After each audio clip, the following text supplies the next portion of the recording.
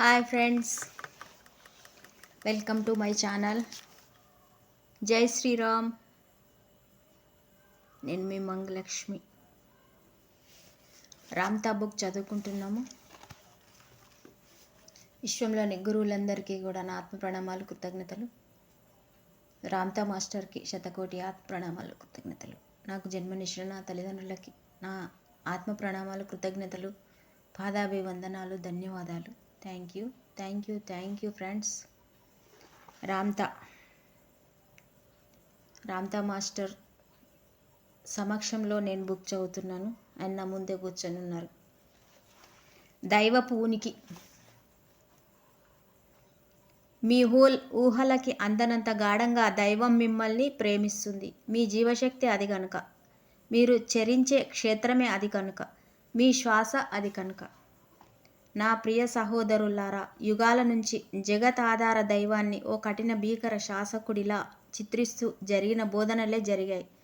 నిజానికి దేవుడు అలాంటి వాడు కానే కాడు. తప్పొప్పుల్ని పాపపుణ్యాల్ని విచారించి తీర్పులిచ్చే దేవుడు, మిమ్మల్ని భయపెట్టే దేవుడు, హింసించే దేవుడా, వీళ్ళంతా మానవుల హృదయాల్లో, మనసుల్లో తప్ప మరెక్కడా ఎప్పుడూ లేడు.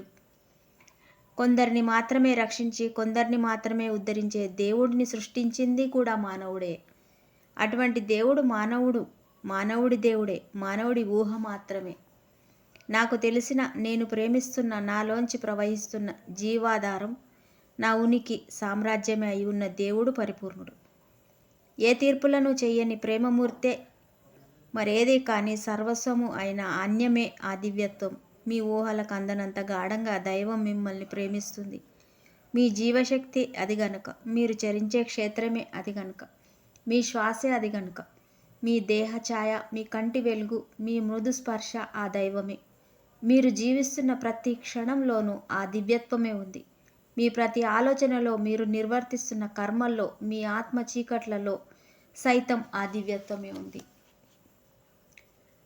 రామ్తా మాస్టర్ ఎలా చెప్తున్నారు చూడండి ఫ్రెండ్స్. అంటే ప్రతి దాంట్లో మనం చేసే కర్మల్లో కానీ, మన ఒంటి రంగులో, మన కంటి వెలుగులో, మన మృదు స్పర్శలో, అంటే మనం జీవిస్తున్న ప్రతి క్షణంలోనూ కూడా దైవత్వం ఉంది అని చెప్తున్నారు. అంటే అది ఆస్వాదించాలి.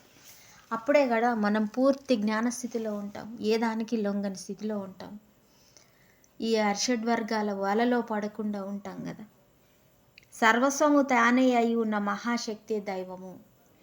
నీటి మీద గాలి, మారుతున్న ఆకుల మీద రంగులు, ఓ గులాబీ పువ్వుకు ఉన్న సహజత్వము అన్నీ దైవమే.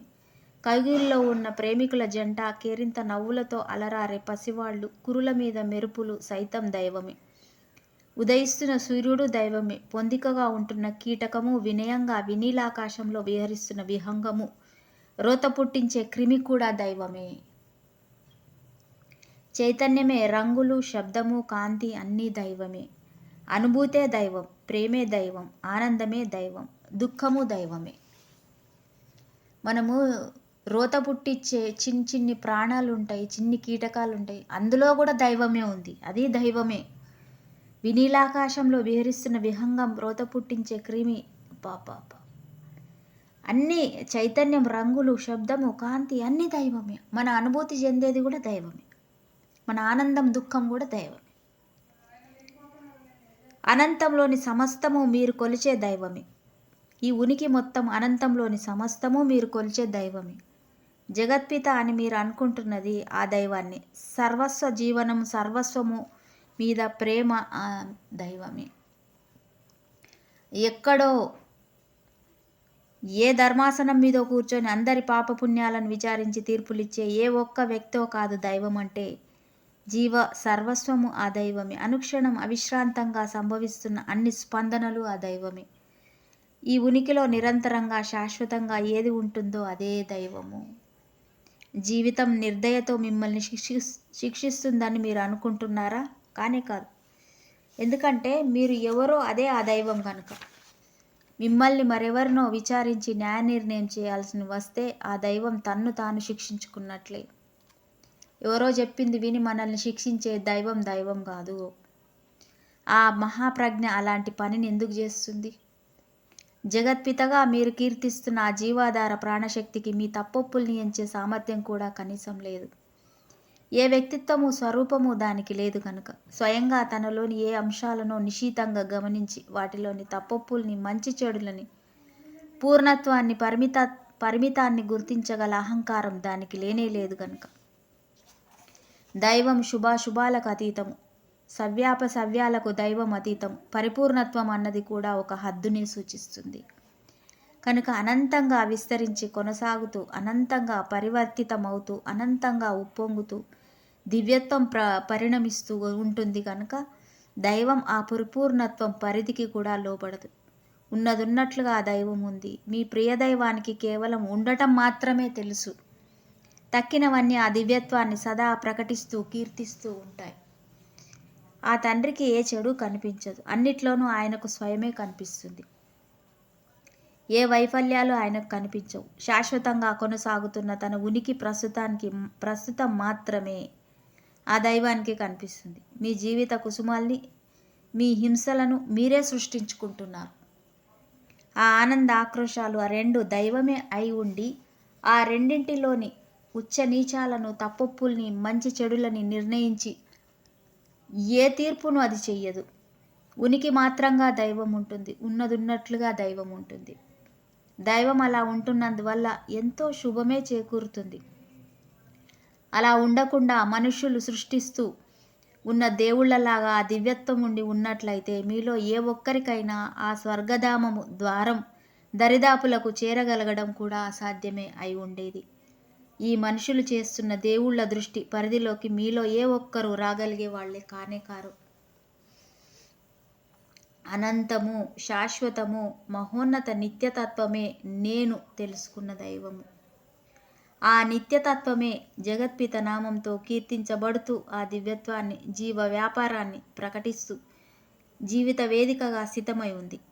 ఆ జీవాధారమే మీకు మాత్రమే ప్రత్యేకమైన ఒక వ్యక్తిత్వాన్ని, అహంకారాన్ని, స్వేచ్ఛా ప్రవృత్తిని మీకు సమకూర్చి కల్పించి ఆ దివ్యత్వాన్ని మీరు కోరుకున్నట్లు అనుభవించి, ఆచరించి, అభివర్ణించి జీవించే అవకాశాన్ని అందిస్తుంది. మీరు ఏ కార్యాలను ఆచరిస్తూ ఉన్నా, ఏ ఆలోచనలు చూస్తూ ఉన్నా, ఆ ఆలోచనలు మహోన్నతంగా ఉన్నా, అతిహీనంగా ఉన్నా, క్రూరంగా ఉన్నా, అసహ్యంగా ఉన్నా ఆ దైవం అన్నింటినీ ఉనికిగానే దర్శిస్తుంది తప్ప మరొక విధంగా ఎప్పుడు దర్శించదు. అంటే మనము ఎలా ఉన్నా, ఏది ఇచ్చినా, ఏం చేసినా దైవం సంపూర్ణంగా స్వీకరిస్తుంది. స్వాభిప్రాయాల్లోనూ ఇతరులు మీ గురించి ఊహిస్తున్న అభిప్రాయాలతోనూ ఏకీభవించి మీ తప్పొప్పుల్ని ఎంచి చూసుకుంటూ మిమ్మల్ని మీరే శిక్షించుకుంటున్నారు. ఎవరో ఏదో అన్నారని మనల్ని మనం శిక్షించుకుంటున్నాం. అది కూడా తప్పని చెప్తున్నారు రామ్తా మాస్టర్. మంచి చెడుల్ని, తప్పొప్పుల్ని నిర్ణయిస్తుంది ఎప్పుడు మీరే తప్ప ఆ నిర్ణయాలను దైవం ఎన్నడూ కానే కావు. తప్పొప్పులు ఎప్పుడు దైవం నిర్ణయించదు. మనకు అవకాశం ఇస్తుంది. నువ్వు మారుతున్నావా, మారుతావా? నేను నీ తండ్రిని, నిన్ను చూస్తున్నా, నేను గమనిస్తున్నా రామ్తా అంటున్నారు. దైవ దృక్పథంలో అదంతా ఒక ఉనికి మాత్రమే. మీరు ఏనాడు ఊహించలేనంత గాఢంగా దైవం మిమ్మల్ని ప్రేమిస్తుంది. ఆ దైవపు ప్రేమే మీ ఇష్టం వచ్చినట్లు మీ జీవితాన్ని సృష్టించుకునే అవకాశాన్ని మీకు అందిస్తుంది. మన తండ్రి కదా మనకి అవకాశాన్ని ఇస్తున్నారు. నువ్వు ఎలా ఉండాలనుకుంటున్నావు, నువ్వు ఎలా సృష్టించుకోవాలనుకుంటున్నావు, నీ జీవితం ఎలా సృష్టించుకోవాలి, నీకు ఏది కావాలనుకుంటున్నావు, అన్నిటినీ సంకల్పాలను అన్నిటినీ నీకు నచ్చిన తరహాలో నువ్వు సృష్టించుకో, నీవు ఆనందంగా జీవించు అని చెప్తున్నారు. దైవం నిరంతరం మిమ్మల్ని ప్రేమిస్తూనే ఉంది. ప్రేమించడం తప్ప మరేమీ దైవానికి తెలియదు. మీరు ఎలా ఉన్నా అది ఆయన తత్వమే గనక. నువ్వు చెడుగా ఉన్నా స్వీకరిస్తున్నాడు, మంచిగా ఉన్నా స్వీకరిస్తున్నాడు. దైవత్వం అత్యున్నతంగా ప్రసుటమవుతున్నది ఎక్కడో తెలుసా? ఆలోచనలోనే.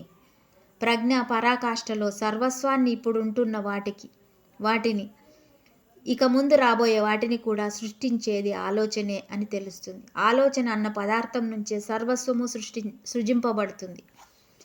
ఇప్పుడు ఉంటున్నవన్నీ ఆరంభంలో ఆలోచనగా ఉన్నవే. ఆ మహాప్రజ్ఞ ఆలోచన, అదే దివ్య మానసం. విభిన్న నిర్దిష్ట స్వరూపాలతో విస్తృతంగా వ్యక్తీకరింపబడుతున్న సంభవాలన్నింటినీ అలా నిలిపి ఉంచుతున్న ఆ మహాశక్తి ఏమిటో తెలుసా? అది ఆలోచనే. ఆలోచన అన్న పేరున్న ఆ విశ్వపు మహాజిగురు ప్రేమ. అన్ని పదార్థాలను నిలిపి ఉంచుతున్నది ఆలోచనే. ప్రేమ చేస్తున్న మహత్కార్యం ఇదే. సర్వస్వాన్ని ఆలోచనలోంచి ఆవిర్భవింపజేసింది ఆ దివ్య ప్రేమే. సర్వస్వాన్ని నిలిపి ఉంచుతున్నది ఆ దైవమే. అన్నింటినీ, మీ శరీరాన్ని కూడా ఆ దైవమే నిలబెడుతుంది. మీ శరీరంలోని అన్ని అణువుల్ని, జీవ కణాలను మీ స్వరూపంతో చక్కగా నిలబెడుతున్న ఆ మహోన్నతమైన ప్రేమశక్తే ఆలోచన. అదే దైవం. ఆలోచనే లేకపోతే మీ శరీరం ఉండదు, ఏ పదార్థము ఉండదు, ఏదీ ఉండదు. అన్నింటినీ సృష్టించి నిలిపి ఉంచుతున్న జీవమూలం ఆలోచనే. సర్వస్వాన్ని సృజించి నిలబెడుతున్న ఆలోచన అనే దైవాన్ని ఓ భీకర, క్రూర, కఠిన శాసకుడిగా మీరు ఊహిస్తూ ఉన్నారా? అది అలాంటిది కానే కాదు. పూర్ణానందమే ఆ దైవం. మరో విధంగా ఉండడం ఆ దైవానికి తెలియదు. సర్వజీవరాశుల సామరస్య ప్రకంపనల సర్వస్వం మేళవించి ప్రభవించే నాదం గట్టిగా నవ్వుతున్న ధ్వనిలాగా వినిపిస్తుంది. మీరు జాగ్రత్తగా వింటే దివ్య సంగీతాన్ని కూడా వినవచ్చు. దేవుడి నవ్వుని కూడా వినవచ్చు. పరమ సంతోషదాయకం అది. దేవుడి శోకనాదాన్ని నేను ఎప్పుడూ వినలేదు. ఎంతో విలువైన మీ వ్యక్తిత్వపు ఉనికికి, మీలో పరవళ్ళు తొక్కుతున్న జీవశక్తికి, మిమ్మల్నందరినీ సంఘటితంగా నిలబెట్టి ఉంచుతున్న అనుబంధానికి, మీకు భవిష్యత్తును మరిన్ని జన్మలను శాశ్వతంగా అందిస్తాననే శాశ్వత జీవనం, సర్వస్వాన్ని ప్రేమిస్తున్నది ఆ ఉనికే. ప్రేమతో జీవితాన్ని నడిపిస్తున్నది ఆ దివ్యశక్తే. జీవిత పరమానందం అదే. ఆ దివ్యత్వమే మీ వారసత్వం. అదే మీ పరమ గమ్యం.